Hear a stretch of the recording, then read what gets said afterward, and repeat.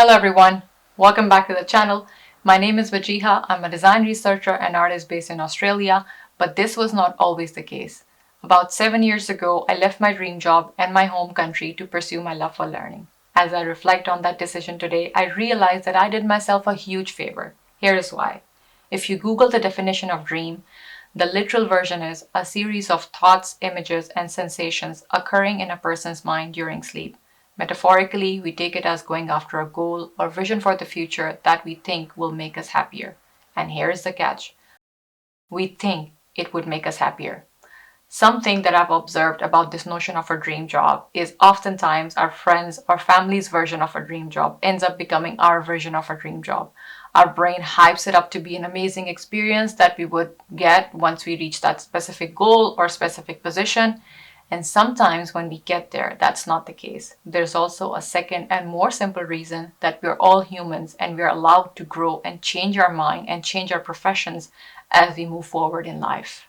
Speaking from my own experience, my job was great. I had a supportive boss, good colleagues, I was earning more money than any of my friends, and I was living 15 minutes away from my workplace. Sounds perfect, right?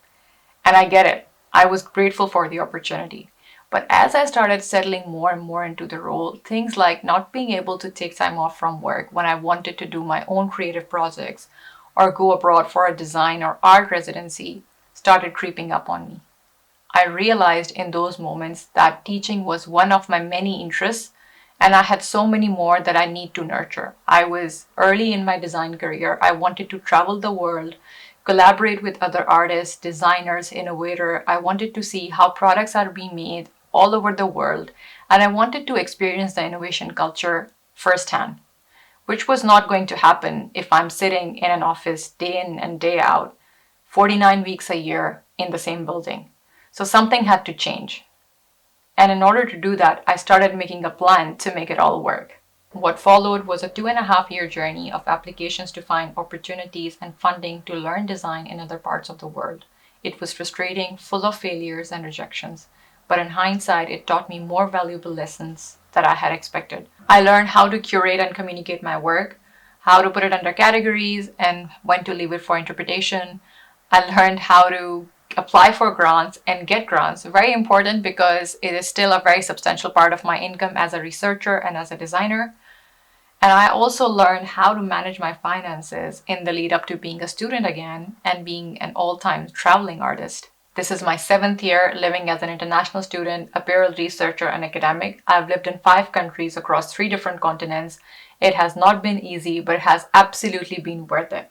I've realized that leaving your safe, well-paying job and your comfort zone might seem like a cliche suggestion at first, but remarkable things happen when you step outside your comfort zone and start working towards a life that inspires you.